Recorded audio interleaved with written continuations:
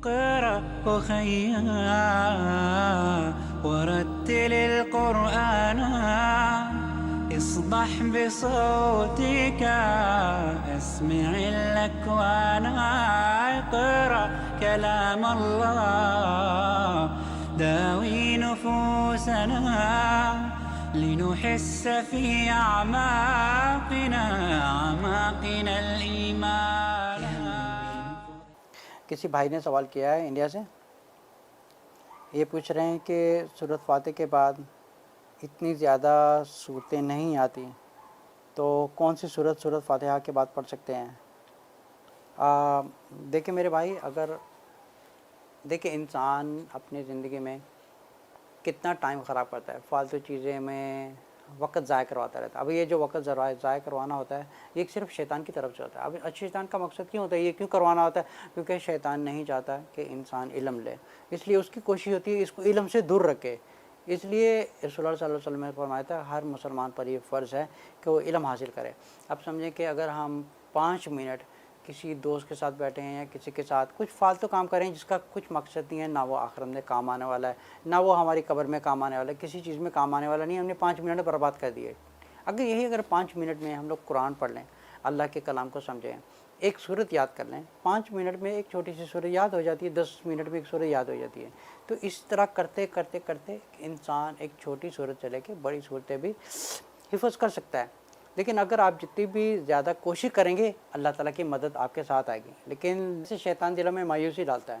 انسان اگر چاہے تو کوشش سے کچھ بھی کر سکتا ہے، لیکن انسان نفس کی بات سنتا ہے. اب نفس کیا کہتا ہے؟ اگر ہم سورہ یوسف کی آیت نمبر کو 53 میں پڑھتے ہیں تو اللہ تعالیٰ فرماتے ہیں وما ابرئ نفسی ان النفس لامارۃ بالسوء.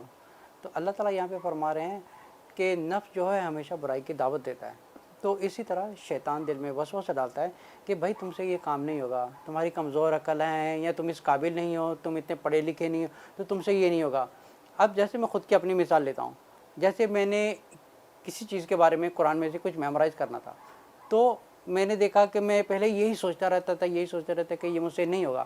لیکن ایک دن میں نے دل میں ٹھان لیا، پھر میں نے اللہ سے دعا کی رب زدنی علما رب زدنی علما رب زدنی علما ربی اشرح لی صدری ربی اشرح لی صدری ربی اشرح لی.